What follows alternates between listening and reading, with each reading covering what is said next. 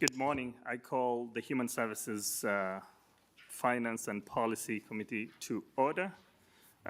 Members, we have a quorum present, and we'll start with the approval of the minutes for February 19, 2026. Co-Chair Schumacher, I don't know if you had a chance to look at it, and were you present? No. So we'll skip you, Vice Chair Gilman. Thank you, Chair. Yes. Vice Chair Gilman moves the approval of minutes for February 19, 2026. Discussions. Hearing none. All those in favor, please say aye. Aye. Opposed? The minutes are now approved for February 19, 2026. Members, we have two hearings today. Number one, we'll take a little bit of a deep dive on HR 1, and then we will have a discussion with the counties.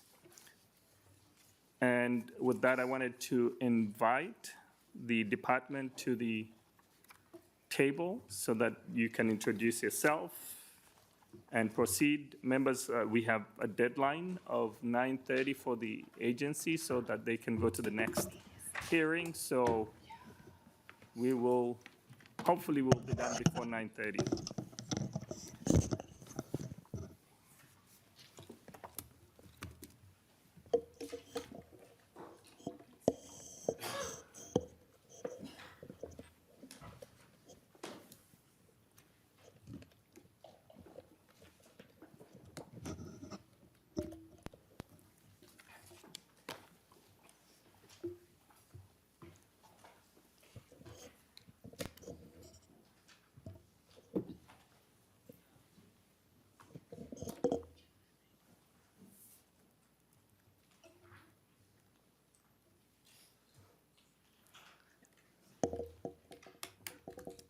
Good morning.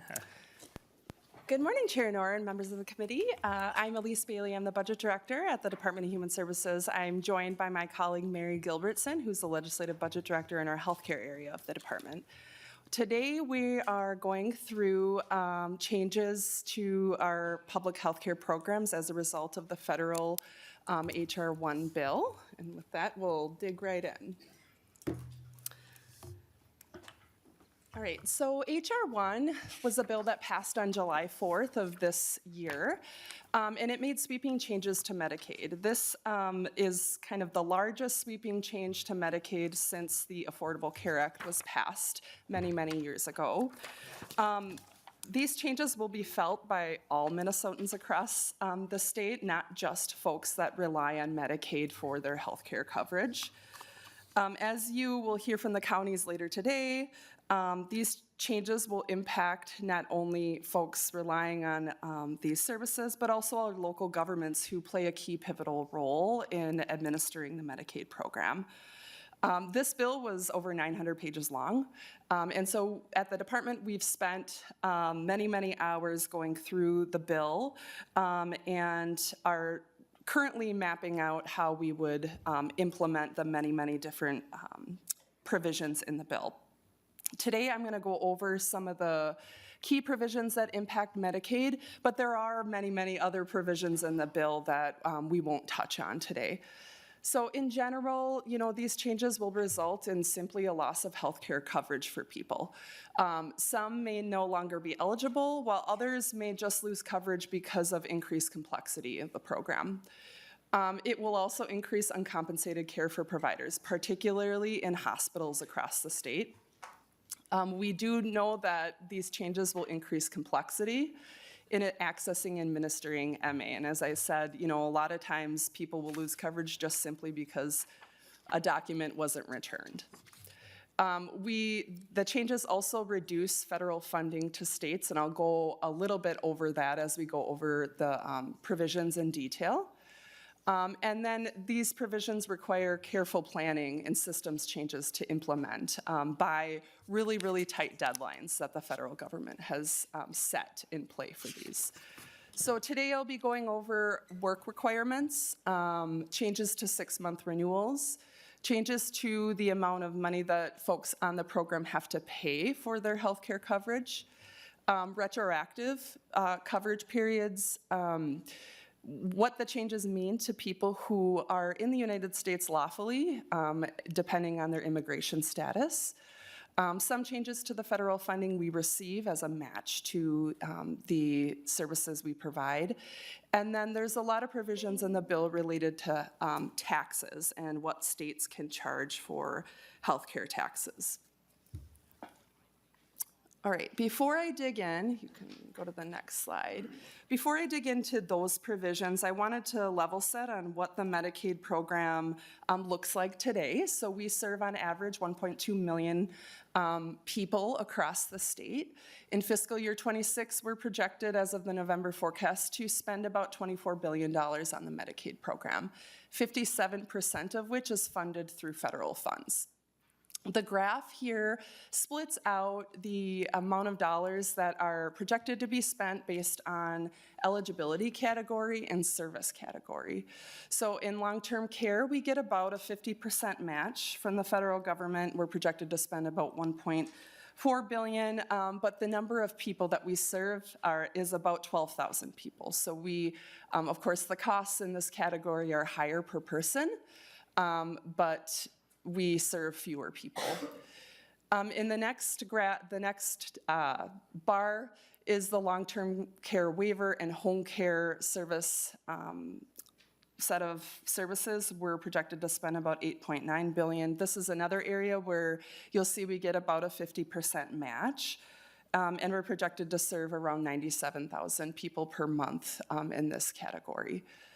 The third is elderly and disability basic care. So these are, this is the eligibility category for people who are over 65 and have a qualifying disability. And these are the traditional healthcare services, excluding long-term care to that population. Again, this is around a 50% match. We serve around 193,000 people. The fourth bar is where the majority of the changes in HR 1 are impacting. So this is the category that is called Adults Without Kids, also called the expansion group. And we serve around 221,000 people, around $3.7 billion per year. But right now we get a 90% federal match for this population. So that's why you see the green in the bar graph almost covering the whole cost. The reason why this is important is because a lot of the changes that are impacted with HR 1 either shift dollars to the state, or in cases where we're seeing reduced spending, most of that reduced spending is on the federal side. And then the last graph is the families without kids. This is the category that we serve most people on, 779,000 average people per month, and we get about a 50% match, but this population is a much lower cost than the other bars. All right, the next table here just shows what do we mean by Minnesota's adult expansion group. For each state, this group is slightly different, and so this just lays out who are we really talking about. All of the categories listed above the last one would not be included, such as somebody who is pregnant, children, infants, parents and caregivers, people over 65, people who are blind or have a disability. So it leaves the population who are adults, who are age 21 through 64. And we'll go over a lot of the provisions just impact this category of people. The next slide just shows a map as of fiscal year 24, what % of the population received healthcare through Medicaid. As I mentioned earlier, the changes in HR 1 will impact every area of the state beyond just the people who are relying on Medicaid in their healthcare for their healthcare. This graph shows the proportion, so you'll see in most instances, Greater Minnesota has a higher percentage of people receiving Medicaid than in other areas. The changes in this bill will not only impact those people, but the wider healthcare infrastructure in these regions. This means that, in the north, western corner of the state, 24% of people. That means that those hospitals and those providers have built their infrastructure around the financing around Medicaid, that any uncompensated care impacts, any reductions in people even having access to healthcare coverage will impact the whole healthcare infrastructure in these regions. All right, I'm going to dig into what specifically HR 1 is having states do. So the first and likely the most impactful change to the Medicaid program is instituting reporting requirements or community engagement requirements. This change would require applicants and enrollees who are ages 21 through 64, who do not have kids, who are not pregnant and not seeking an MA basis based on disability, also known as our expansion population, would be subject to work and community engagement requirements if they don't meet an exception. And I'll go over some of the exceptions that the law specifies. This is a tight timeline. We're required to implement this by January 1st, 2027, so we have less than a year to roll this out. In terms of the guidance that we've received thus far from CMS, we have gotten preliminary guidance. However, formal and additional guidance and rulemaking is expected and needed in order for us to fully implement this provision. In terms of a state law change that would be needed, for this requirement, we would need to change state law. And so the department is working on what those proposed changes would be. And we'd be happy to come back to the committee when we have that language. We do know that this will impact a loss of coverage and complexity in navigating eligibility for MA. We also know that it will increase the administrative complexity in terms of the experience at the counties and tribal governments in helping to determine eligibility determinations. Georgia, for example, to give an example, Georgia recently is the only state that has implemented work requirements in the past. And as of the end of 2024, research had shown that they actually spent double the amount on admin than they did on the actual health care that they provided people. They had way fewer people enrolling on the program than they had expected. And the research showed that it was a lot of it due to folks not submitting the correct documentation rather than them not actually being eligible for the program. Research also was conducted on whether it actually increased the work, whether people had participated in work more with that requirement in law versus not, and there was no evidence that the work requirements increased work in their state. There was also no evidence that it increased people having access to health care.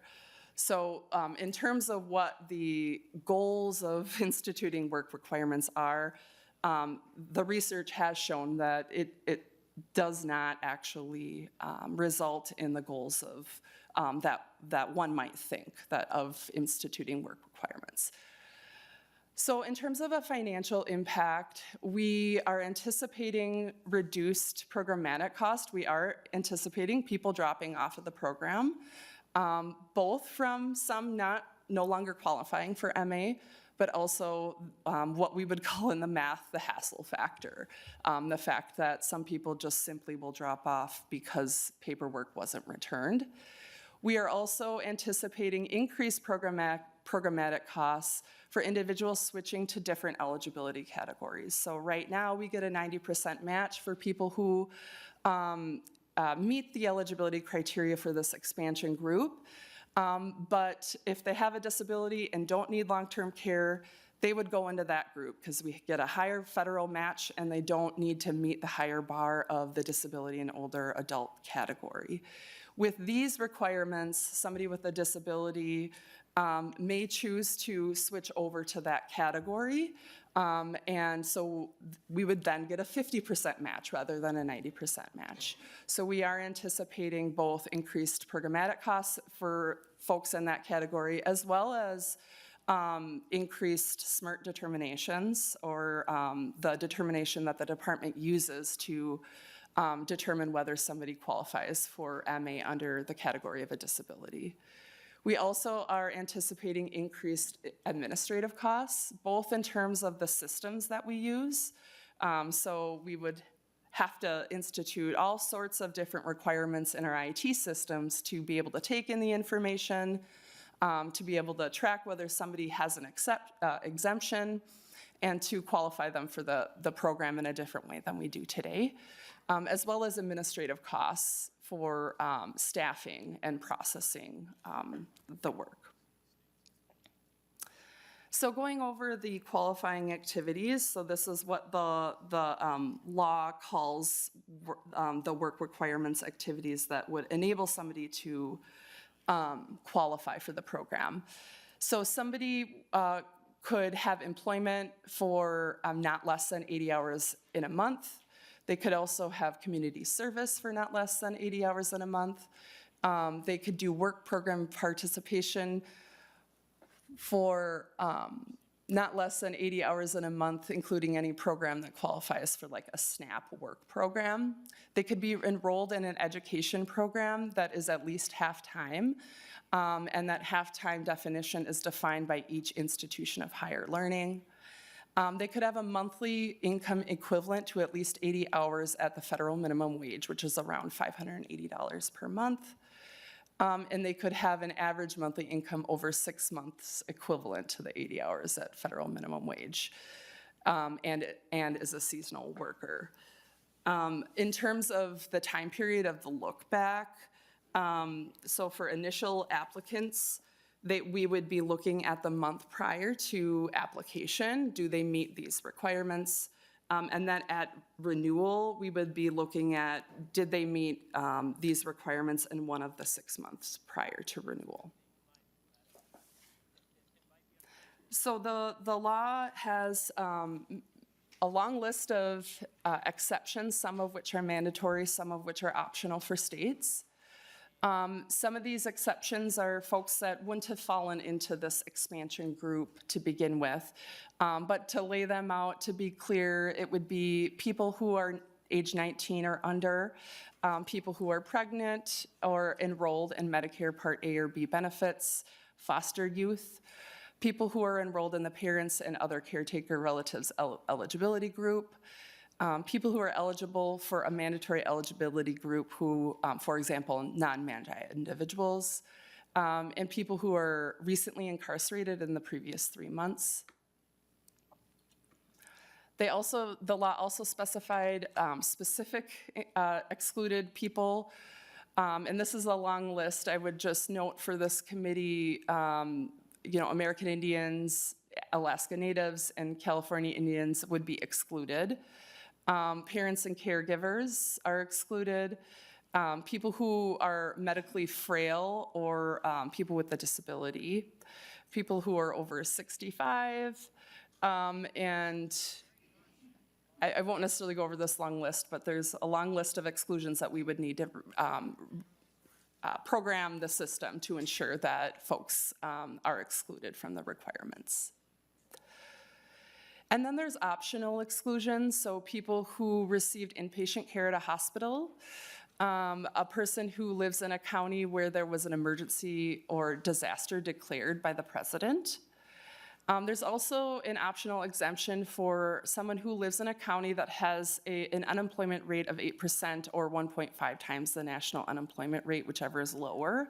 And we do know as of today there are a few counties that would fall under that. And then a person who had to travel for extended period of time to receive medical services or treat a complex medical condition. Okay, moving on to the next provision. So 6-month renewals. Right now, Minnesota has annual renewals for the Medicaid population. This change would require states to conduct 6-month renewals for just this adult expansion enrollees who are not American Indian or Alaska Natives. Similarly, this has an effective date of January 1st, 2027. And similarly, we have received initial guidance via an informational bulletin from CMS, but we have not received formal guidance from them. So we are awaiting that.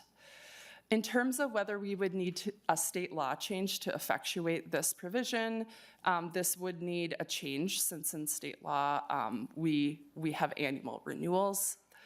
And the fiscal impact of this would include increased administrative costs for the state to ensure that we are checking the income and other eligibility documentation. So right now we have a requirement to hit a federal hub, for example, that would pull in info from the IRS and other standardized data that could be received by the state. That would make sure that we have to do that twice per year. This item also has an exceptional amount of work and costs for our local governments. Okay, the next provision is retroactive Medicaid eligibility. So right now, Medicaid applicants will qualify for up to 3 months prior to the date that they submit their application. HR 1 changes this to limiting it to only 1 month prior to the date of application for the adult expansion populations and 2 months for all other eligibility groups. The federal law is effective January 1st, 2027. And in terms of guidance, we have received some guidance from CMS, but we are expecting formal guidance and potential rulemaking. Currently, our state law qualifies the retroactive period for up to 3 months, as I stated earlier. And so right now, what we're anticipating is that if a change to state law was not made, that those extra months would be paid in all state funds. The November 2025 forecast was updated accordingly, so that was a cost of around $12 million in the first biennium and $80 million in the second. If you were to change the state law to adjust to the federal time periods, it would simply mean more uncompensated care for hospitals and providers. It would also mean, increased medical debt for low-income Minnesotans. Okay, the next provision is cost sharing in the MA expansion population. Previously, Minnesota did have cost sharing, which means that a person had, say, a copay if they were receiving certain healthcare services. That has been eliminated in Minnesota, and so this change would reinstate cost sharing in our expansion group with incomes over 100% of the federal poverty level. HR 1 did not specify what the value of the cost sharing needed to be. It just requires states to implement cost sharing with some requirements. That the cost sharing could not exceed 5% of the person's income or $35 per service.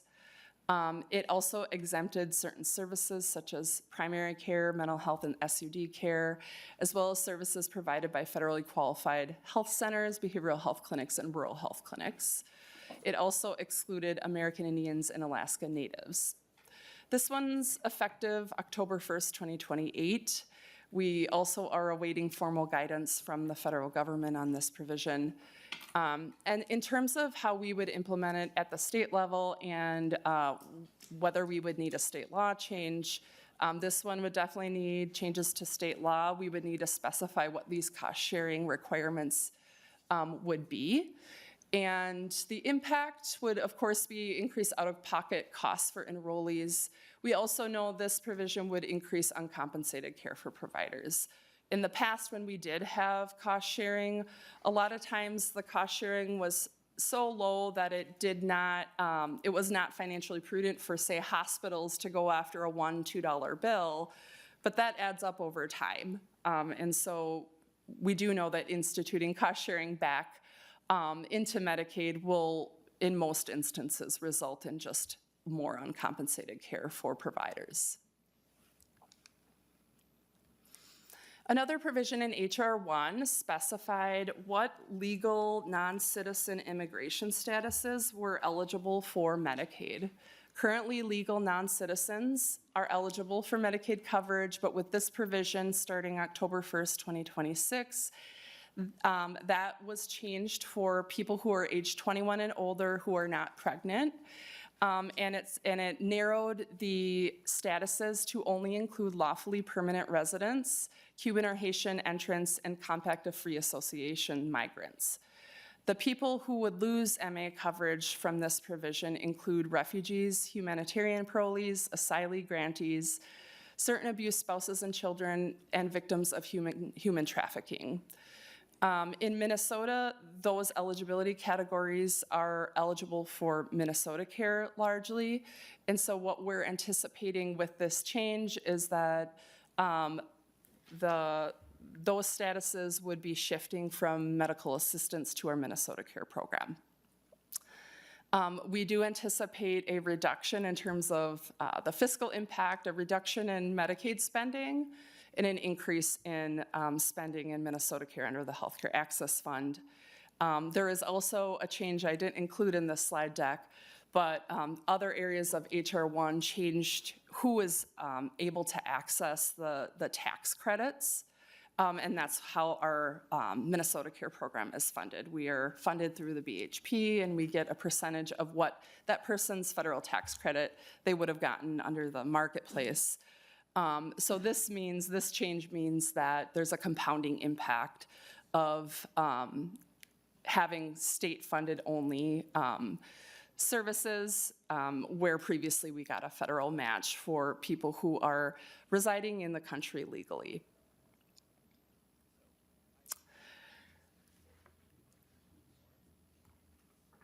Just shifting to my notes. Okay, so the next few slides are going over some changes to provider taxes. Currently, regulations permit states to have a healthcare tax amount to providers of up to 6% of the taxable revenue. Minnesota, like almost every other state, does have some taxes that are provisioned to healthcare providers that help fund the healthcare programs in their state. And so what HR 1 does is it puts restrictions on these taxes starting October 1st, 2026. A state cannot impose any new or increased provider taxes that were not enacted or in effect as of July 4th, 2025. This change also phases down what that limit is. So right now we have what is called the safe harbor limit or 6% limit. For Medicaid expansion states, HR 1 requires us to decrease our maximum limit starting in fiscal year 2028 down to 3.5% in 2032. This does not apply to nursing facilities or intermediate care facilities for people with developmental disabilities. Again, some different effective dates. The prohibition of new taxes became effective upon enactment on July 4th. The safe harbor limit will begin on October 1st, 2028 for that phase down. CMS has published an informational bulletin to us, and we are expecting more formal guidance and revised rulemaking as we inch closer to implementation. We do anticipate future law changes to be needed in the future, potentially related to the phase down. And in terms of impact of these provisions, there are a few impacts. Minnesota in 2025, we passed an inpatient and outpatient directed payments, assisting hospitals to increase the amount of revenue that they can receive. This is currently at CMS for approval. And if approved, we do know that it will not be allowable after October 2026. So essentially, this will reduce the expected funding to hospitals. In 2025, Minnesota also increased surcharges for nursing homes, along with a corresponding rate increase. If approved, we do know that that will not be allowable after October 2026. And so essentially, this will result in reduced federal funding received by the state after October 2026. Additionally, once the hold harmless limit begins to drop in 2028, the state may have to lower current tax rates and potentially reduce payments to hospitals to meet that new threshold. Right now, we are doing analysis on what the end impact of that phase down would be, but that is a potential in the future. HR 1 also clarified a statistical test that is used in their approval of taxes. So currently, regulations describe the statistical test that states have to pass in order to be granted a waiver of non-uniform provider taxes. The test essentially looks at whether Medicaid providers are taxed at a higher rate than the rest of the healthcare payers. This legislation added requirements that must be met to qualify for the waiver. And tax programs that assess a rate on Medicaid revenue that is higher than other payers will not be allowed, even if the program passes the statistical test previously. This is a new requirement that was effective upon enactment. And what it means to Minnesota is the third kind of big tax provision that was passed last session was a new managed care tax that funded behavioral health care rate increases. This change ensures that that will not be approved by the federal government. Another tax-related provision in HR 1 was around state-directed payments. So state-directed payments, or SDPs, are provider payment arrangements through managed care. Currently, Medicaid rules allow states to establish state-directed payments for hospitals, nursing facilities, and academic medical centers up to the average commercial rate. In HR 1, that changed that for expansion states, stating that these state-directed payments are limited to paying only 100% of the Medicare rate. There is a different rule in HR 1 related to non-expansion states, but Minnesota is an expansion state, so that's the rule that would be applicable to us. The new limits were effective upon enactment July 4, 2025 for new payments. However, existing approved payments and those payments currently under review by CMS must phase down by 10 percentage points starting in 2028 until the state-directed payment is equal to the new limit. We are expecting additional guidance from CMS and in terms of whether we need a state law change that is required for compliance. We are assessing the impact to Minnesota, and that impact is pending CMS review of some current outstanding requests that we have submitted. Another provision in HR 1 was around emergency medical assistance, or EMA.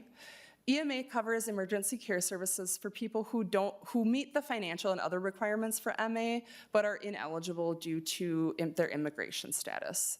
Currently, the state receives the federal match of 90% for folks that would qualify under the adults without kids population.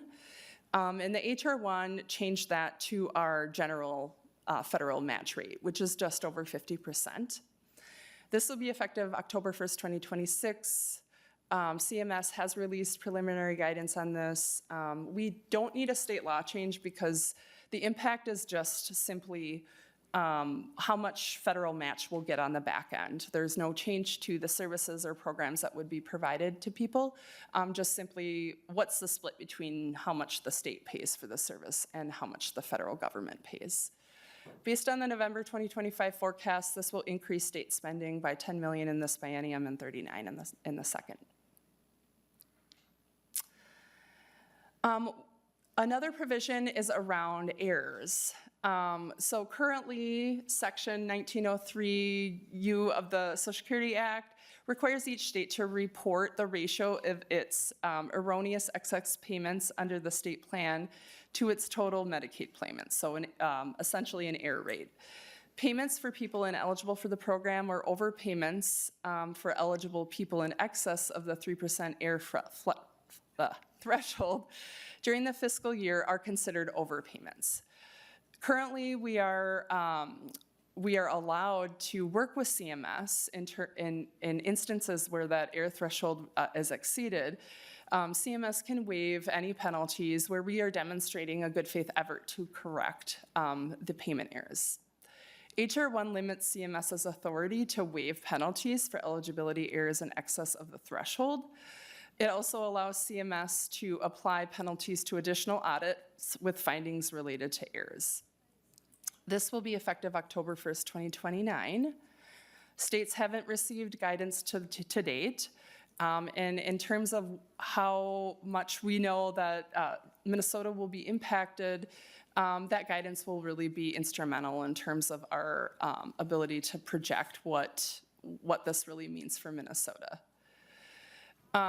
Another thing to note on this is there's a really big interactive effect between this item in HR 1 and all the other provisions in HR 1, because when we're adding complexity to eligibility criteria to the program, adding work requirements, adding 6-month renewals, changing different requirements in order to access Medicaid, that adds complexity to the program.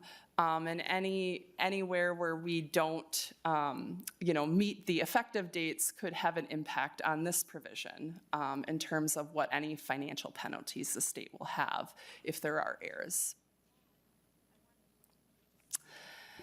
This slide just goes over the timeline. So as I went over each item, you could tell that there's many different effective dates throughout all of the different provisions. Many of the provisions interact with one another, such as work requirements and 6-month renewals. We have to kind of think about rolling those out in conjunction with one another. I would say most of these effective dates are really, really challenging for the state to meet. Along with our county partners and our tribal partners to make sure that we meet them.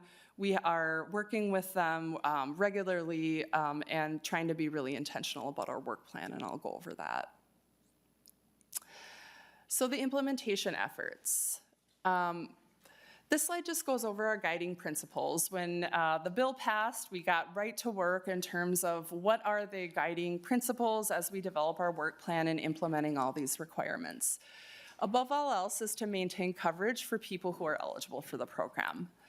Also, of course, complying with our federal and state requirements, minimizing the burden on workforce. So at the department, we are concerned about the impact to our local governments and having to implement these new requirements. And so as we build out our work plan, we are very cognizant of the additional work on the local governments and their very strained ability to take on more workload.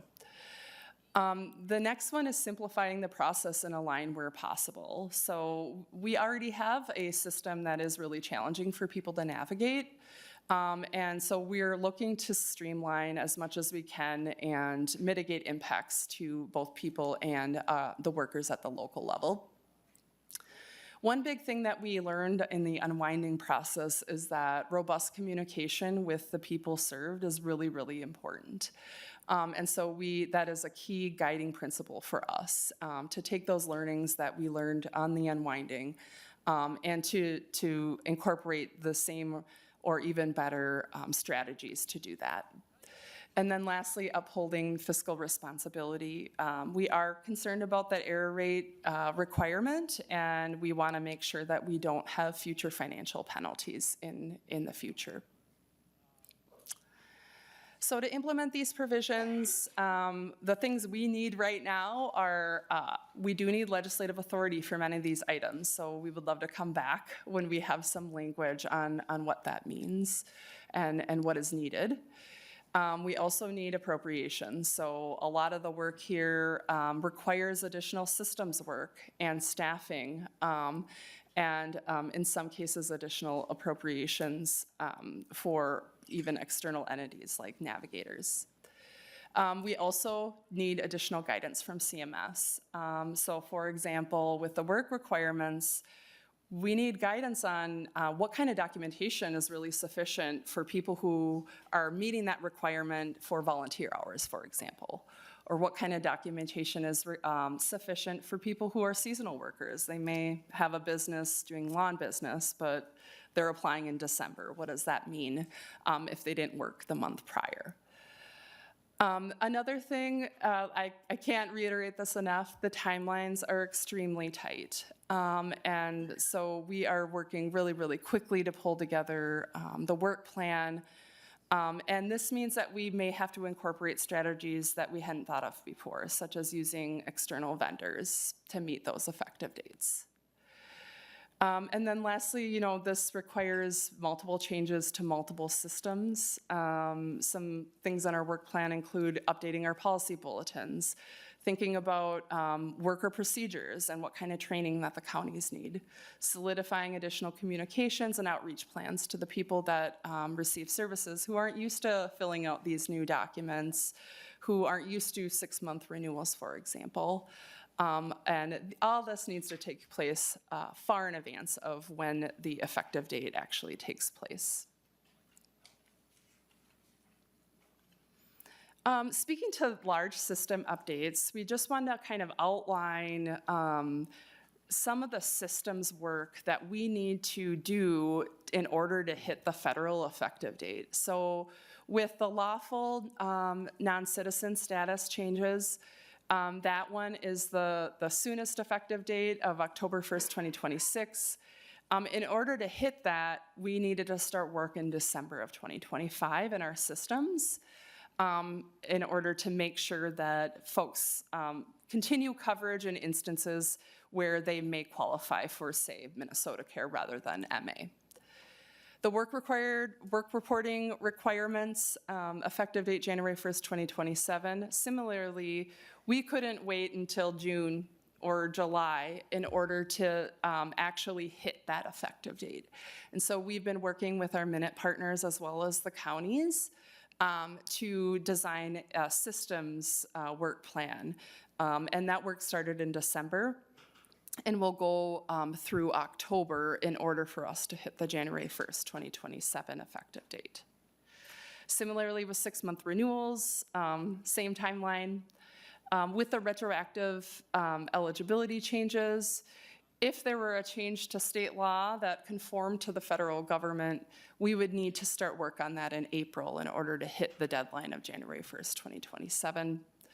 And then the cost sharing will require really complex system work because, as you can recall from that slide, it only is applicable to some populations, it's only applicable to some services, and it's indexed to a person's income. And so that's a lot of technical work in the background to make sure that it's applied correctly. As I mentioned, engagement is a really important aspect of being successful in rolling out these changes.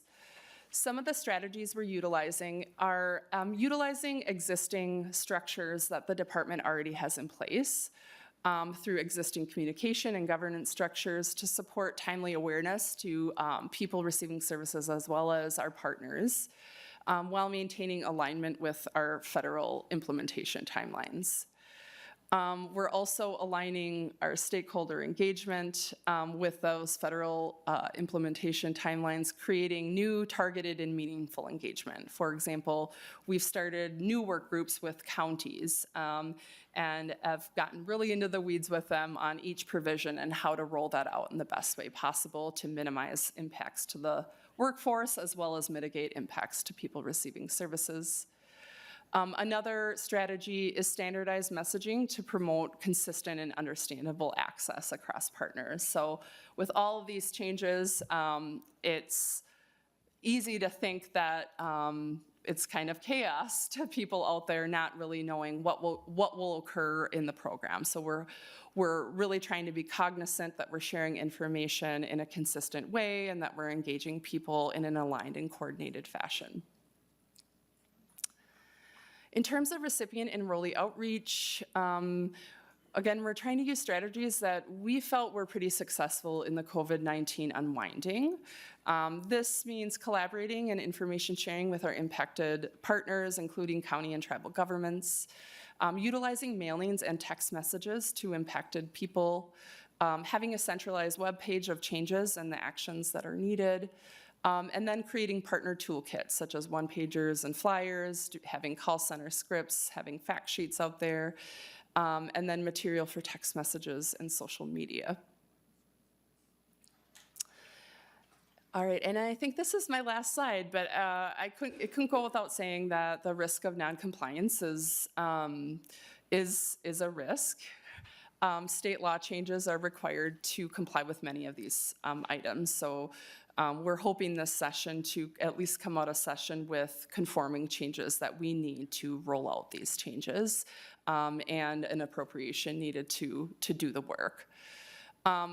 I would also state, as we may have mentioned in previous hearings, CMS is monitoring the state's implementation of these new requirements. And there are other areas where they're monitoring the state, and there are financial, risks in other areas, non-HR 1 related. And so we are innately kind of focused on making sure that we comply with the federal timelines, that we do it successfully, and that we minimize any potential errors in the audit calculations that will eventually be rolled out as part of HR 1. The last slide here, I have just a few resources. The first one is our landing page for HR 1 on our DHS website. I encourage all the members and public to go to that if you have additional questions about HR 1. We also have a few interesting websites around Medicaid in general. You can go and see how many people, how many dollars are utilized in your particular region of the state. So I would encourage you to look at that and understand how your particular community is impacted by Medicaid. And with that, I'll stand for any questions. Thank you so much, Director Crum. We've got a couple of questions. We'll start with Representative Murphy, followed by Co-Chair Fisher. Thank you, Mr. Chair. Thank you, Ms. Bailey. With regard to the Medicaid error rates, the threshold is 3%. Where are we today, and what will it cost the state if we continue at the same pace and we don't get it down? Director Bailey. Chair Nor, Representative Murphy, my understanding is that in our most recent audits, we were much below the 3% threshold. We are awaiting guidance on what audits they're actually looking at. There's many different audits, so there may be some caveats to that. I would say that any increase over 3% is a lot of money. For example, if we had a 3.1 error rate, it would be $20 million to the state budget. And so that's kind of what we're focused on is the threshold, the amount of money of the penalty is exceptionally large, even if you go just slightly above the 3%. Thank you, Ms. Bailey. Representative Murphy, just wanted to add on that. You talked about the recent report for PAM, which is Payment Error Rates Measurement that we get from the federal government that was just announced. It was 2.1% compared to the national average of 6.1. Is that correct, Director Bailey? Chair Nor, I don't have, did that sound correct? But I have the report. It shows 2.1. Yes, okay. Chair Nor, yes, that is correct. Thank you. 6.1%. So we are way below the national average compared to the other states. Representative Murphy. Well, Mr. Chair, where were we a year ago? My understanding, we were at about 6%, and that would have cost us about $315 million. Did we drop from 6% to 2.1? And if so, how did we do that? Chair Nor, Representative Murphy, I'd have to get back to the committee. I apologize, I don't have that information. My understanding is generally we've been under that threshold, and there are different different populations. My understanding is it's not just one report, they're looking at several different items. But I can get back to the committee on the history in the last several years. One more question. Representative Murphy. Thank you, Mr. Chair. Another question, you talked about less Medicaid spending would actually result in more cost to taxpayers because of the administration burden that's on implementing the program. When people are working, So the 21 to 64-year-old group, once they're working, what's the continued cost if they stay working? Director Bailey. Chair Nor, Representative Murphy, are you asking what is the continued cost on Medicaid?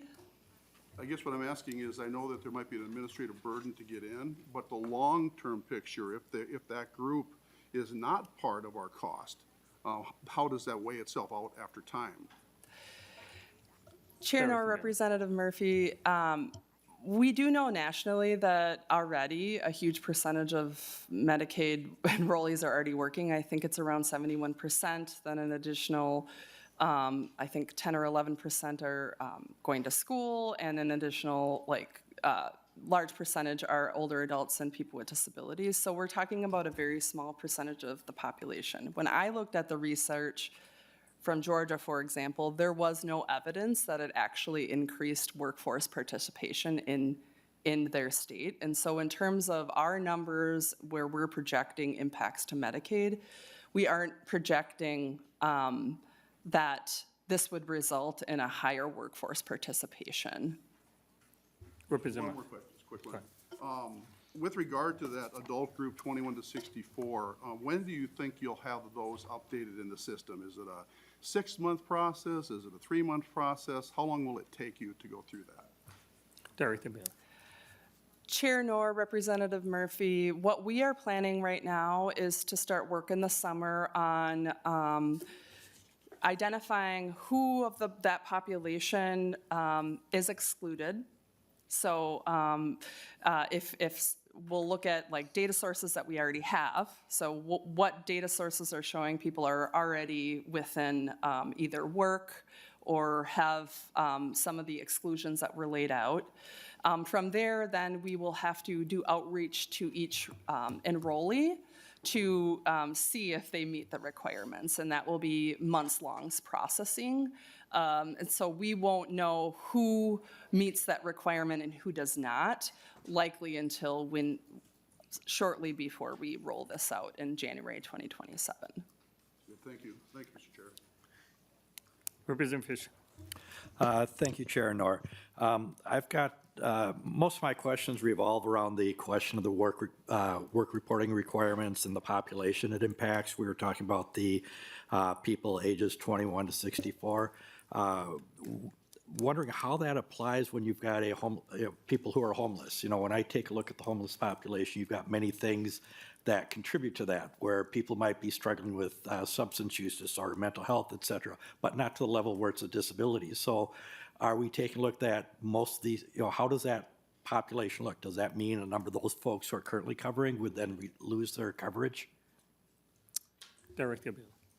Chair Nor, Representative Fisher, I don't have specific details on that, but I would say that is a worry of ours. Just not only would they not meet, say, the work requirements, but would they get the letter in the mail, right? So those are the items we're kind of working through, and how to reach the hard-to-reach populations. And that's why we're kind of working with the counties and thinking about how we could utilize an external vendor to try to mitigate exactly that impact that you're detailing. Representative Fisher. Thank you. And so if, knowing the characteristics of the population, it's very challenging for them. And that's one of the big barriers we have, is not only having the documents, but for those that occasionally do work from time to time, is for them to try to get those documents turned in. So if they end up without coverage, that sounds like it's going to be an additional burden onto the hospitals for additional uncompensated care, usually through the emergency room. So in some ways, that's going to even increase the strain on our healthcare system that they're currently experiencing. How does it also apply to those who might have retired early and, say, went on Social Security at 62? So if they're not working on Social Security at 62, how does that apply, the work requirements apply to that population? Director Bailey. Chair Nor, Representative Fisher, that's a great question. I would have to get back to you, but I personally have not seen any exemptions that would detail that population unless they had a qualifying disability. Thank you, Chair Noor. Thank you for mentioning that. And that is a concern because I know people, a number of people who have fallen into that category where because of the demands of the job they had over time, they're just physically or mentally not able to continue working. And so as a result, they took Social Security earlier. So they're already in that instance, they're on Social Security. Now you're saying, oh, you're on Social Security, but you have to go to work to be able to get health care. It just seems very contradictory to our system out there. So just a comment, but thank you. Representative Ganda.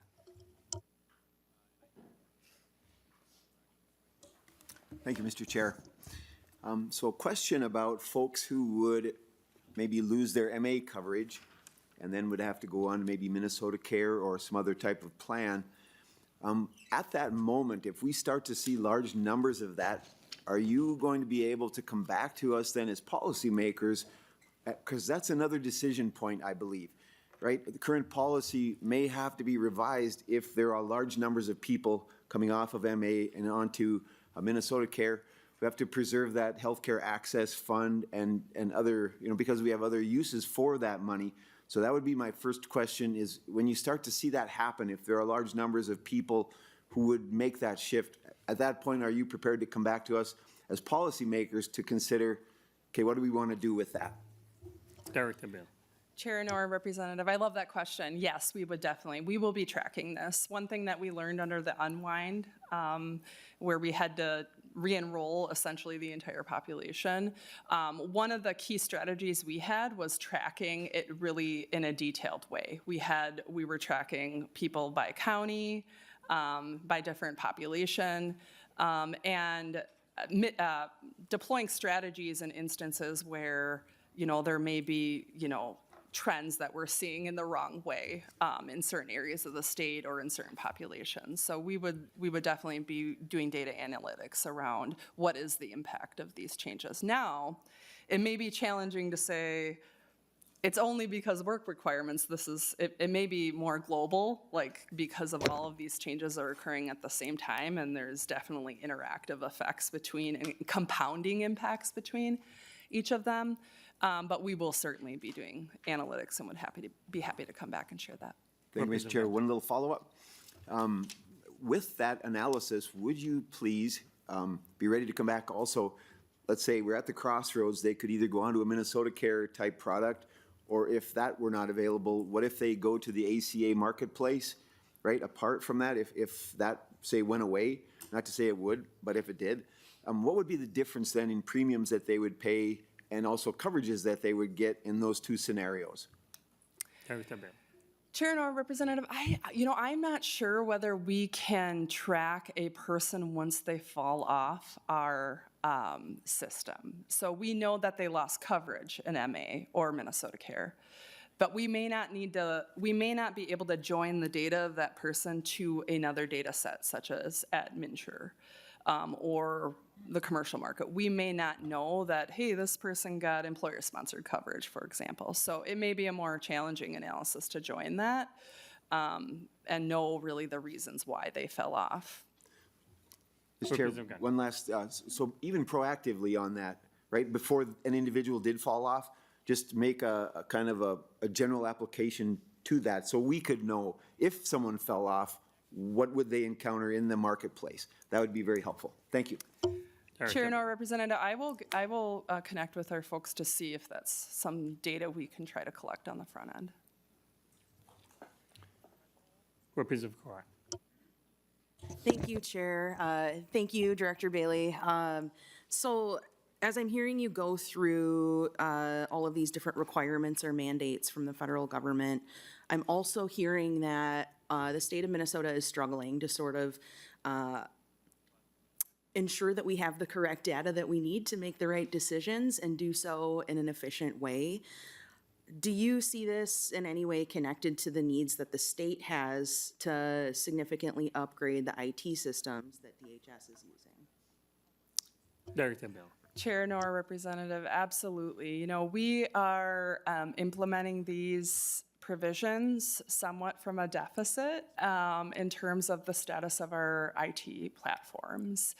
If we had a more modernized system to begin with right now, we would be able to be more agile and could maybe implement things in a quicker way and mitigate impacts to people. So yes, we are absolutely hindered by the current status of our IT infrastructure.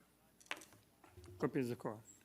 Thank you, Chair Nor, and thank you, Director Bailey. I think as we go through these conversations again on both sides in this committee, I think it's been made pretty clear that the state, that DHS doesn't necessarily have the resources they need, not only to conduct the business that we're requiring from the state level, but to conduct business or to adhere to mandates from the federal government that we're not getting funds for either. So I would just encourage this committee that as we listen to all of these conversations, that we consider what jumping into an investment in IT could look like for the state of Minnesota, and consider what the savings in the future might look like if we're able to, it's going to be expensive in the beginning, but we could really look at some huge savings, I think, in the future with some investments in IT, regardless if folks agree with the policies in front of us and the requirements in front of us. I think that still speaks to how we need these IT upgrades. So thank you. Thank you. Representative Gilman. Thank you, Chair Nor, and thank you, Director Bailey. I would love to circle back. You mentioned the re-enrolling that you had to do, the unwinding and then the re-enrolling. Did we ever hear back from you how many people were receiving benefits that weren't eligible to receive benefits in that unwinding process? Director Bailey. Chair Nor, Representative Gilman. Yes, so to level set, in case not everyone knows what the unwinding was, but during the federal emergency, we were instructed or required by the federal government to keep people on the program. And with that, we got an enhanced federal match. Once the federal emergency was declared done, we then had to do the unwinding process, which meant we had to re-enroll or check each person's eligibility. My memory is that prior to doing the unwinding, we had about 1.3 million people on the program, and right now we have about 1.2 million on the program. I would say that folks that dropped off, we don't know whether they simply are not eligible, that they maybe don't meet the income requirements or other requirements of the program, or if they got other coverage, or they just didn't turn in the paperwork. So I wouldn't necessarily say that incremental population is not eligible. We just know that right now we're serving 1.2 million, and prior to that it was around 1.3, I believe. Representative Gilman. Thank you. All right, thank you for that. I would like to just talk about really quick complying on page, what was it? Well, the guiding principles for implementation. Chair Nor, I would love to ask the question for Director Bailey on, I think you said, I heard you say, if we comply to this implementation. I just want to know, why wouldn't the state of Minnesota want to comply? Why wouldn't we want to be complying to what the guidelines are going to be? Director Bailey. Chair Nor, Representative Gilman, thank you for asking the question. I must have misstated. We are frantically working on complying. Okay. I think maybe the caveat to that is we need legislative changes in state law to implement many of these provisions. So that is a caveat. Like, if we don't have a bill this year, if we don't have an appropriation to do it, we will be hindered to meet those effective dates. But in terms of desire to comply, we are frantically working on doing that.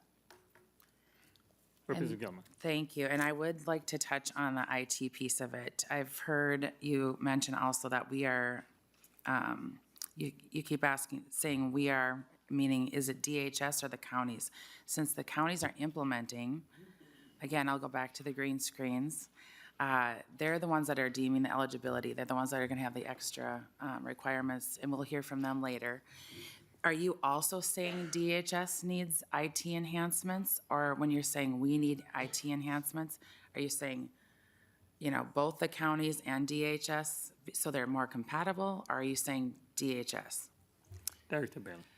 Chair Nor, Representative Goodman, the systems that determine the eligibility are run at the state level. And so any changes to, say, MMIS or METS would need to be appropriated to DHS, and we will be working with the counties in terms of how to prioritize those changes to comply with HR 1. The counties may have other systems, such as like case management type, tracking cases that aren't held by the state, and they may want to speak to what their specific IT needs are. But in terms of the actual IT programs that run eligibility, that is held at the state level. Wonderful. Thank you so much. Representative Hicks. Thank you so much for this presentation. I want to bring us back to people because I'm really concerned about people who become disabled and what that means. And so I'm particularly worried about people who have strokes between 55 and 64. It's super common. People have strokes. And most people think that when that happens, they'll be fine.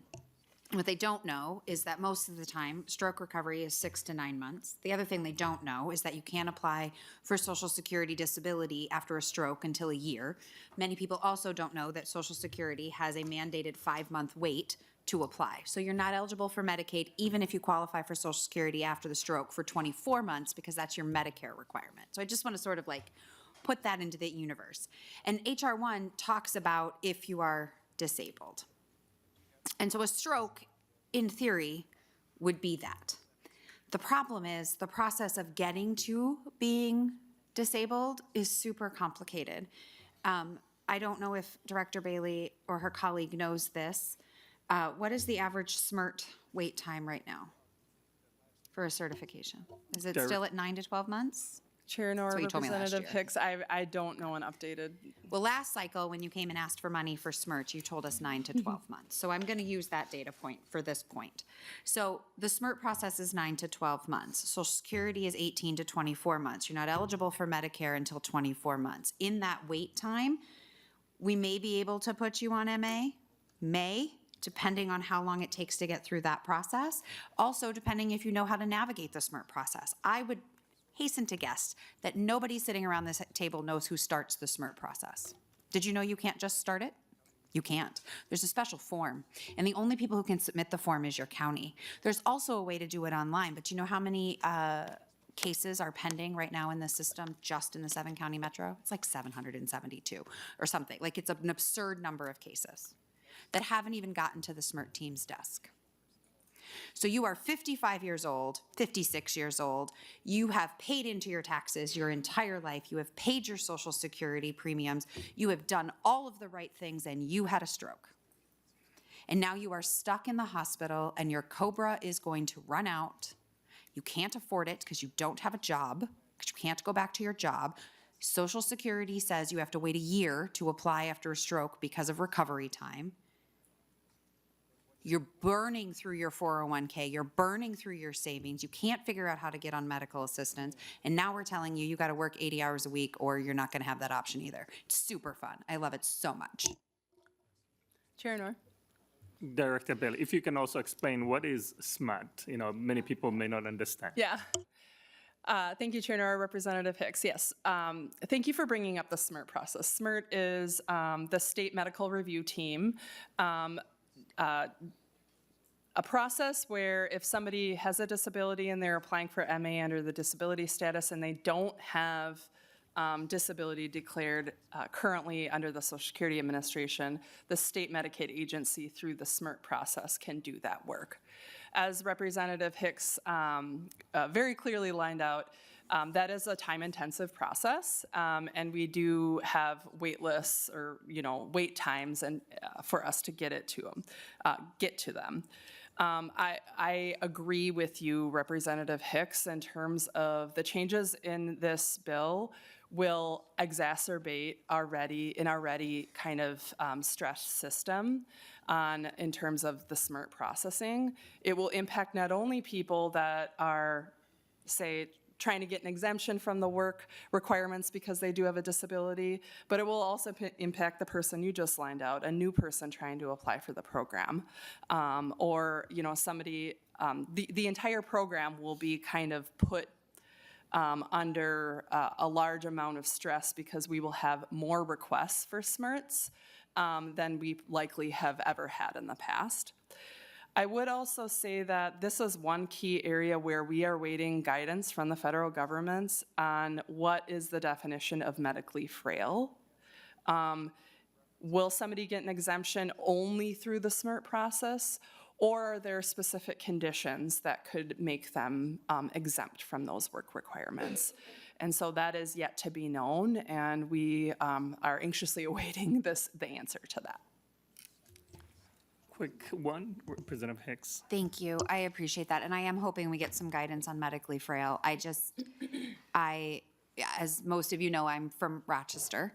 And so we have quite a rehab facility at the Mayo Clinic, a stroke facility. People fly in all the time. And in my other life, prior to being in the legislature, I helped Mayo brought those people to the nonprofit that I worked at for help trying to figure out how to navigate this system. And so I have sat in an office with so many amazing, hardworking Minnesotans from all over the state, particularly stroke, because Mayo has a really good stroke program, stroke patients who were just devastated. And I'm really worried because it was bad before, and I'm concerned that we don't have guidance on medically fragile. And I know how difficult the system is to navigate, particularly when your whole life has been turned upside down. And so I'm just so worried about this population of newly disabled folks after this process goes into place because they're already struggling to access healthcare and resources. And so I'm so worried about what that looks like. And so I appreciate you highlighting that. And if you hear about medically fragile definitions, how will we get that information? Because I want to make sure we get that out to community as soon as possible once we have it from the federal government. The last question from Representative Kill, and then we'll move to the counties. Thank you, Chair. I have a couple questions, but they're clarifying questions, so hopefully they're quick. Or if you could get some information to us. I know that we can look online, but there's some things I just want on the record. So the population served, I know that you have percentages. The northwest corner of the state, which is the side of the state that I live in, is 24%. Can you tell us how many people that is?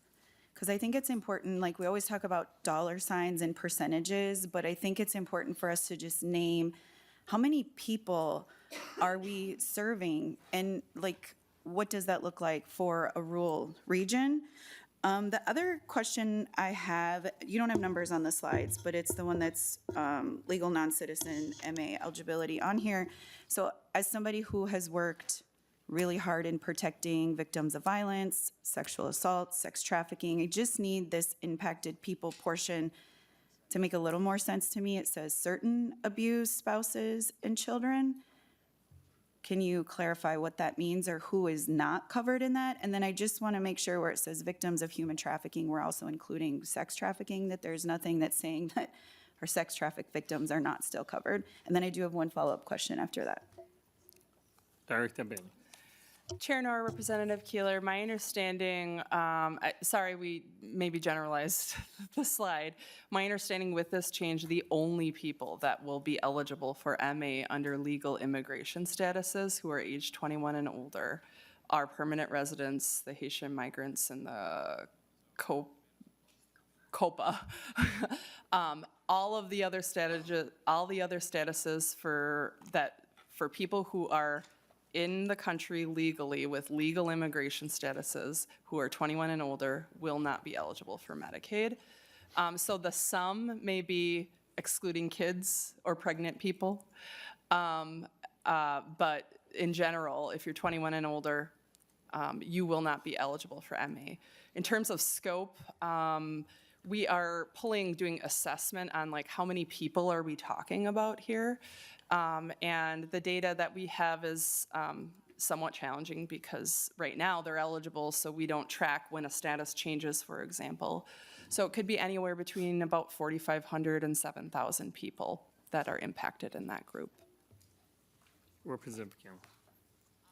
Thank you, Chair. Thank you, Director. So the other question I have is, there's a lot of fiscal impact that's coming on to the state. We're one of few states that's county ran, state supervised. We know that there's a different financial flow that falls down to our counties. We also always see the counties come to our table and try to figure out how to offset the costs that now we put on the counties. So can you tell me, a majority of these fiscal impacts that are noted on here, how much of that is just assume that it will transition down to the county's responsibility to fund those adjustments, or is that all at the state level in the general fund? Director Bailey. Thank you for that question, Chair Nor, Representative Keeler. At this point in time, it was kind of awkward, to be frank, to put some costs in this PowerPoint for some provisions, and then in other provisions, we have no costs. That's because some items that don't have, say, a state law change needed, we assumed in the forecast we would be able to implement those. And so those are the only provisions that we indicated a cost, and that's the cost to the state budget. But there will be a lot of other costs when we have, say, the governor's budget come out and we have our proposal on, say, how we would implement cost sharing, how we would implement work requirements. And those costs will be the cost to the state. In terms of the costs counties will incur, I think that's a good conversation that we all need to have in terms of what it really means for them. In our work plan, we are, I think I mentioned it a few times, but I wasn't directly presenting on it, but we are assessing pulling in an external vendor for the work requirements so that the counties aren't doing 100% of all of this new work, that we have more resources at the state level to A, make sure that we are excluding everyone that has an exclusion, B, that we are excluding everyone who, from automatic data sources, we can already see that they're working the threshold. And then C, that small population that doesn't have an exemption and we don't have external data sources that can prove that they meet the threshold, that we're helping the counties at the state level work with those enrollees so that it all doesn't kind of pile on the counties. Even with that, I would say the counties will incur much more costs because they're still having 6-month renewals and they're still having to interact with us in terms of information flow for even the work requirements. So I'm interested to hear from them on how they kind of define those costs. But thank you for asking the question. It's kind of half information in this deck, and hopefully we can come back at a later date with more totals on the impact to the state budget. Representative Keough, I know that we've run out of time and Director Bailey has to be in a different hearing. Go ahead. All right, thank you so much, Director Bailey. I'm sure this question is not coming to an end, so we will be back on these questions as we proceed. So thank you so much. Thank you. The next group to testify will be the counties on the impact of HR 1.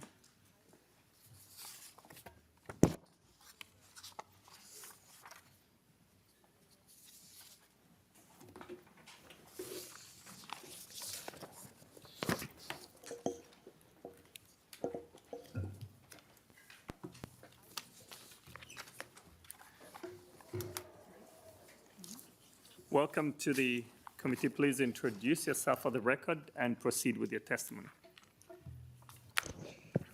Chair Noor, members of the committee, my name is Paul Verrett, and I am the Executive Director of the Minnesota Association of County Social Services Administrators, and also the Human Services Policy Analyst for the Association of Minnesota Counties.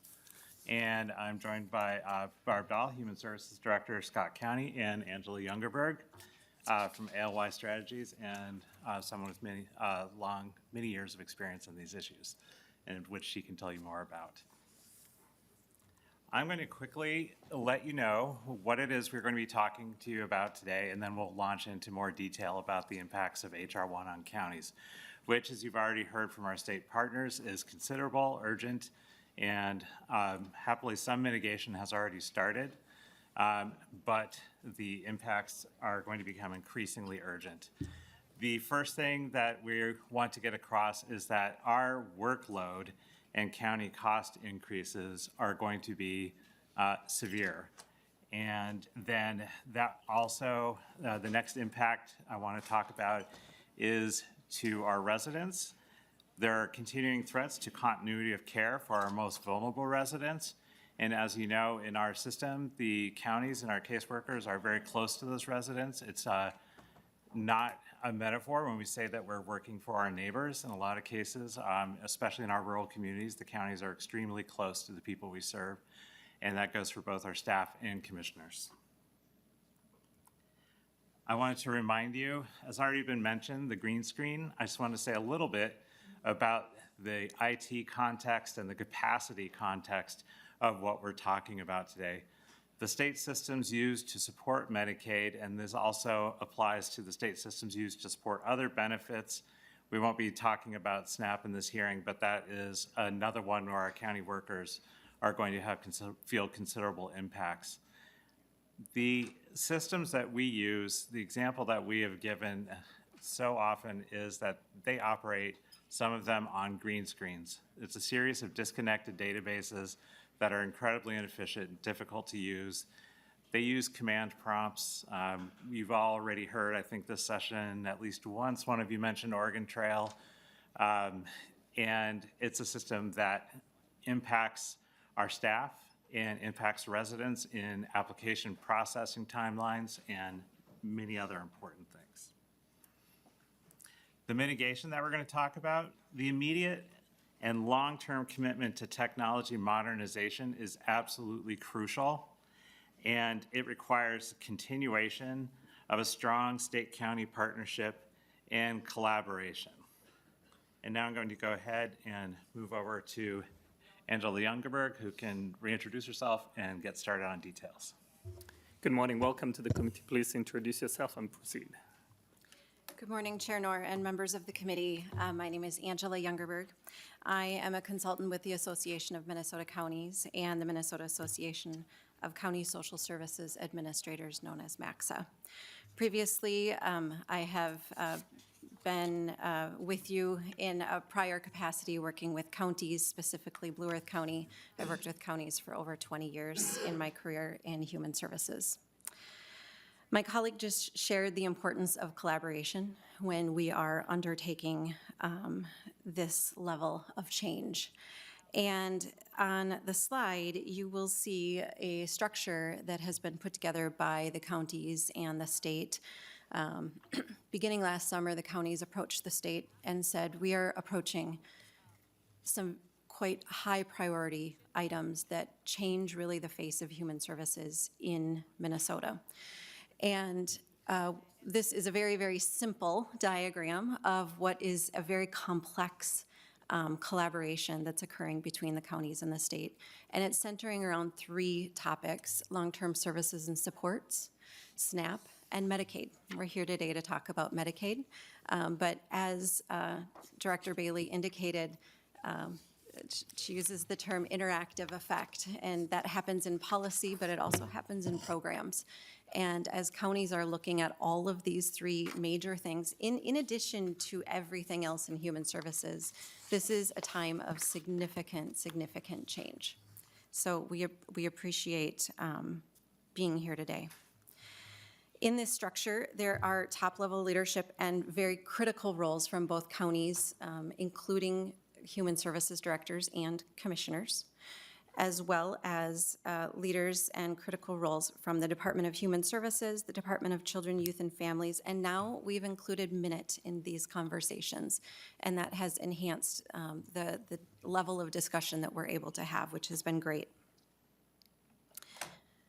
Next slide. Director Bailey really did the heavy lifting this morning, and I won't be going through this slide in detail. These are, of the many things that she outlined, these are the 5 areas of top priority and focus on the part of counties. And so within that structure, we are diving deep into the weeds on all 5 of these areas. A Again, this is not an exhaustive list, and the primary focus and mission on the part of counties administering Medicaid is to determine eligibility. So we are the front line, we are the faces that people see and the people who talk to regarding eligibility. This list also does not illustrate the impacts to the SNAP program, as my colleague indicated earlier, we won't be going into detail on, but there are serious and significant changes happening in SNAP. The same workers at the county level are navigating many, many changes at the same time with SNAP and Medicaid. We already know that policy is very, very complex in these areas, and we are adding additional workload to navigate this. I'll talk about this one a little bit. The Medicaid expansion group that Director Bailey talked about is the group that's going to be seeing the most change in here. And we're estimating approximately 200,000 people will be impacted. If we look at the more frequent Medicaid eligibility determinations, just want you to consider that the county worker was doing those eligibility determinations once per year. They're now having to do them twice. So they're touching 200,000 more cases per year in order to determine eligibility.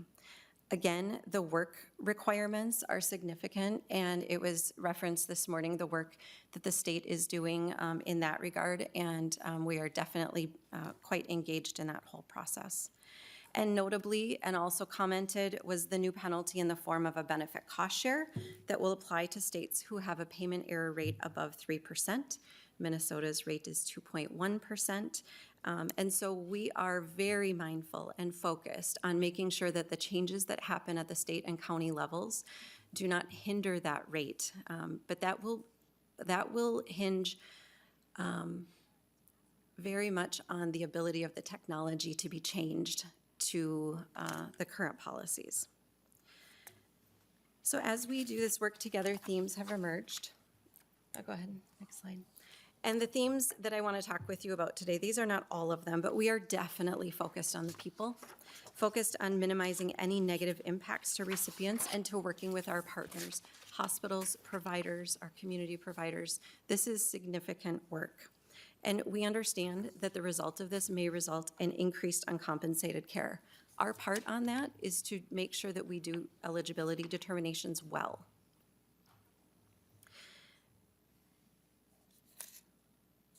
One thing with the systems is that when policy changes are made, system changes have to happen and have to match that. And if for some reason the state is not able to do that, whether it's resourcing, technology limitations, or any other reason, what has to happen at the local level is called a workaround. So the county worker has to manually go in and change the system and make changes to make sure that that eligibility determination is correct. For example, we received a change process regarding SNAP eligibility just this last week. The presentation to county staff was extensive. It was 37 pages of technical change to be able to force the system to work so that the worker can determine eligibility. We are hopeful that we have a little bit longer timeline with Medicaid, although not long really at all in the grand scheme of things, that more of that will be automated than what we're seeing on the SNAP side. If I can leave you with anything, workarounds, although they may be necessary if the state cannot change the system, workarounds equal errors because we're introducing the human element in that process. Workarounds equal increased county costs because that's more time that the county worker is having to spend to do that. We also want to support the DHS announcement of working with a third-party vendor for community engagement. This is simply something that county staff cannot take on, that manual work to do that. So the engagement with a third-party vendor is essential, and it is something that counties highly support. Lastly, we've stated this all along, counties are heavily reliant on the successful implementation of all of these new policies and procedures for HR1 so that the state is not financially penalized under the payment error rate. And so we will continue to work, as we've shown in the diagram, working collaboratively with our state partners. Thank you for your time, and my colleague will share more on what this looks like at the county level. Good morning. Welcome to the committee. Please introduce yourself and proceed. Yes, good morning, everyone. And thank you, Chair Knorr and members of the committee for allowing us time today to give you a little more detail as to how this is impacting counties and our workload. So as we've heard today, HR 1 is really creating historic fiscal and operational challenges at the county level. It brings major changes to our Medicaid eligibility, work requirements, and redetermination timelines. And it's just amount of complexity and an urgency in the work that is really putting tremendous amount of pressure on our staff. The challenge really just isn't about the work volume, but as we've heard today, it is about the systems in which we are working in. As we just talked about the manual workarounds, it creates significant risk, and those risks really boil down to cost at the county level, cost to staff morale, and our ability to keep and retain staff. So, but we want to give you a concrete example. So METS is actually the system that we determine eligibility in for Medicaid. But if you pull out one example of an area where we need to do workarounds, it's if somebody actually has a baby while they are a client on the case. We actually have to close the case and re-enter that entire case over again, and that can go anywhere from 45 minutes to 2 hours just for that. So that's just one example, one situation, but take that times thousands, and you get an idea of the type of workarounds that we're having to deal with. And then you add the complexity and the layers of work onto it that HR 1 brings, and it becomes really an unsustainable piece for all of us. In addition to that, we talked about SNAP already, and that these are sometimes the same teams, sometimes the same departments, sometimes the same worker in our smaller counties that are doing both SNAP and Medicaid. And so we already know that the potential for cost related to Medicaid or for SNAP could be significant. For the administrative share, you're looking at over $30 million to counties. For the cost benefit share, it could be over $90 million, unless this session helps to mitigate that for counties. So what do we do to help succeed as we move forward? One, in the state response that they had just outlined regarding some of the significant systems changes that need to take place, they need to be done in order to try to get a handle on this work. In addition to that, counties need what we're calling bridging supports. These are short-term tools that stabilize operations while we think through and hopefully develop a longer-term modernization strategy. Within the bridging solutions, we're looking for things like having counties have access to our own data, and tools like the work number and asset verification to help with program integrity and policy consolidation, so that we have one consistent place to look for all of the rules and regulations that it takes to administer these programs. These fixes are really achievable now. We have counties that are taking the lead on this, but we just need to do this in a way that allows us to make a difference on our accuracy and program integrity. We also need a long-term modernization plan that moves Minnesota towards an integrated platform with centralized core functions, a system where eligibility workers are not bouncing back and forth between 30-year-old green screens and siloed systems, manual processes, and scattered policy resources, but a long-term system that builds out and supports the HR 1 accuracy demands that it requires. This will allow us to hopefully meet the payment error pieces that are demanded of us and hopefully allow us to have consistent service delivery. Finally, we need program simplification, streamlining policies and procedures, again, to help support that accuracy and efficiency. One piece that I really also want to highlight is just our workforce needs. The counties are already struggling to recruit and to retain a qualified workforce.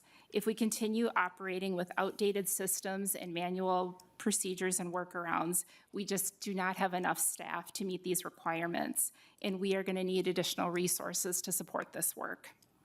Counties are committed to program integrity and to serving the people of Minnesota, but we can't meet the demands of HR 1 with outdated systems and manual workarounds. Modernization, supported by short-term bridging relief, program simplification, and long-term investment, is essential for us to fulfill the responsibilities placed on counties and to safeguard our clients and Minnesota's healthcare system. Thank you for your time and your partnership. Thank you so much for your presentation. I know many of my colleagues have got questions. We have 10 minutes, so we'll get started with Representative Gilman. Thank you, Chair, and thank you so much for being here today. Wish we had several hours to talk about this, but we don't. But I would love to do some more things offline, and I appreciate you coming in. I just want to go back to, I think, Barb, you were talking about, like, when a mom is expecting a baby, her services go up, correct? I mean, she would be then, like, let's say she's getting $1,000, she would be then, when you're expecting a baby, you would get $2,000 a month. Is that correct? Like, Who's going to take? Yeah, Chair Ms. Nor, Gilman. Representative Gilman. So it would be based off the capitation rate for that household. And so once they would need additional, so if we're talking about medical assistance, then the capitation rate would increase based off the household size. If you're talking about SNAP, then the SNAP would increase as well based off household size. Representative Gilman. thank you so much, Chair. So one thing that I remember when I was over at a county, just seeing how everything worked and spending hours over there, is there's not in the system an opportunity to know that after 10 months, that mother is then on normal, like a different scale of benefits, like her what she came in with versus having a baby, so it's like doubled. And so then that would be on there for 17 months. So then again, that the cost goes back to the county as well as, so I do believe the IT piece of it is huge, to have systems in place that if we know when a mother is expecting and when her delivery is, that it would not go 17 months. So you're saying you have to manually go in and change it. Otherwise, that extra money is going out the door after the baby is already here. Director Dahl. Yeah, Chair Nor and Representative Gilman, I think anything that we can do to enhance our notification system that helps support system modernization, I think will help frame up both a service delivery and a cost perspective.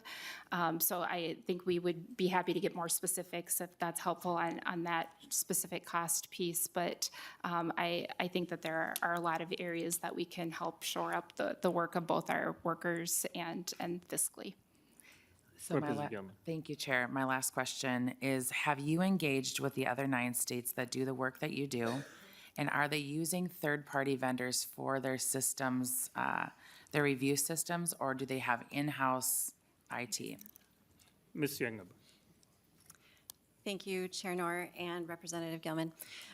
Yes, we have been engaging through the National Association of Counties, NACO, with the other states that are state supervised county administered states. Learning, we actually meet monthly, twice a month at times, to learn what the other states are doing. It has been, at this point, given all of the rollout with HR 1, the focus has been on SNAP more than Medicaid at this point, because SNAP is on a much tighter time frame. I can say that there are vendors out there that other states are looking at using and other states have used for this type of work verification process.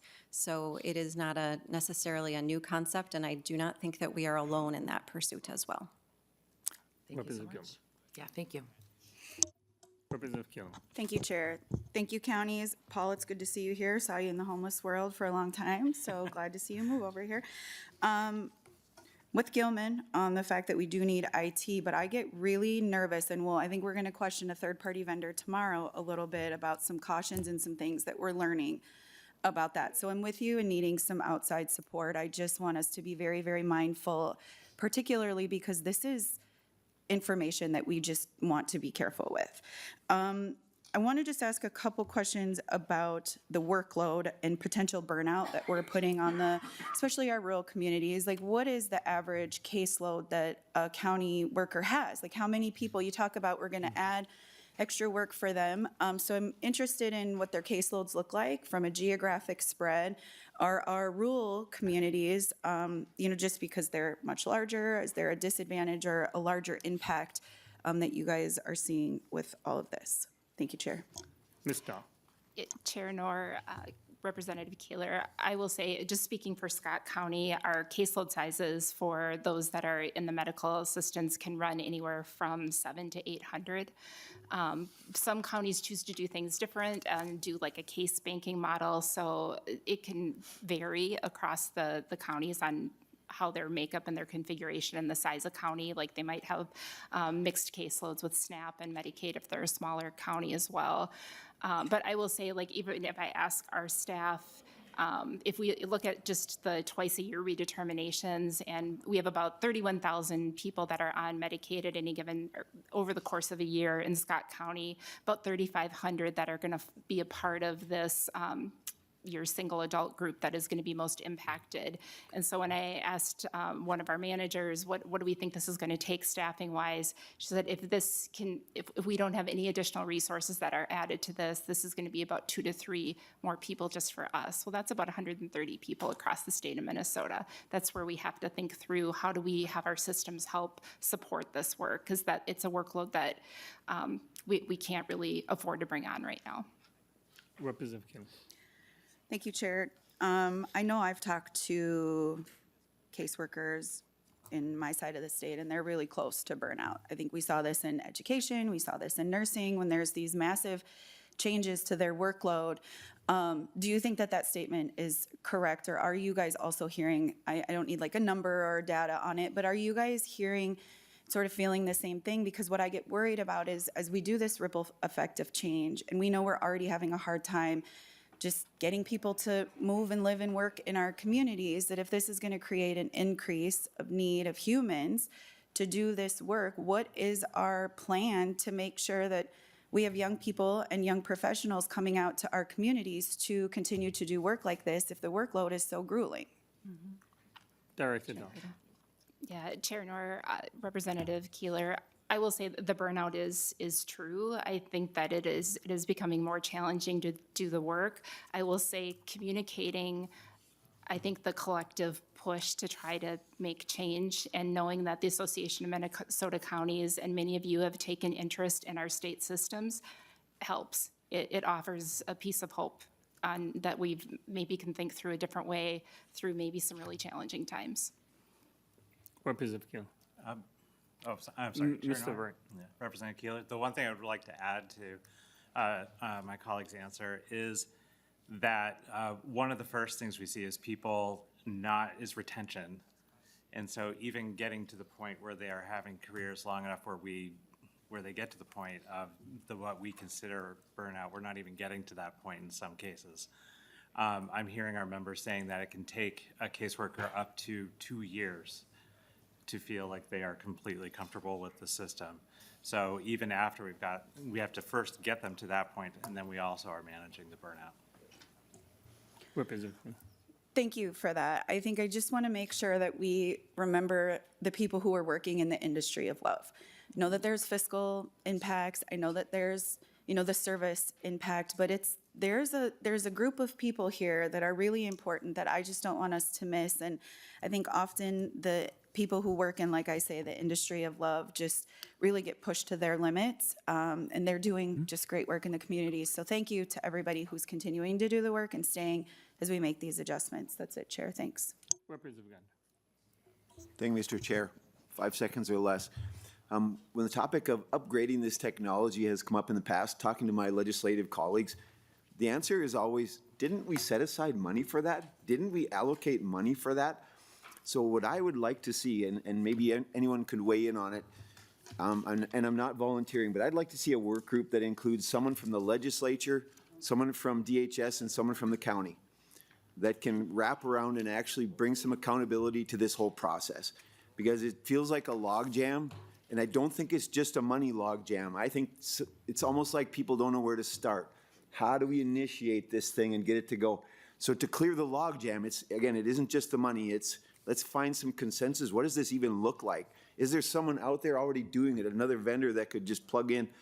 So I think that kind of effort, a work group that consists of our agency, our counties, someone from the legislature to break the logjam. Thank you, Mr. Chair. Sounds like you're the chair of Yeah, but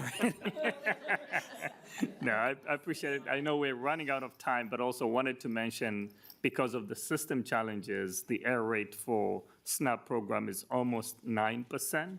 That is going to cost us $86 million because of the penalty, that 10% of the benefits which we're going to be paying. So put in mind, if we do a good job, we're going to be saving $86 million from the other side. So with that, I think we don't have any other items. I just wanted to thank our presenters. Looking forward to working collaboratively to fix our system so we can take care of our people. So with that, we are now adjourned. No further items.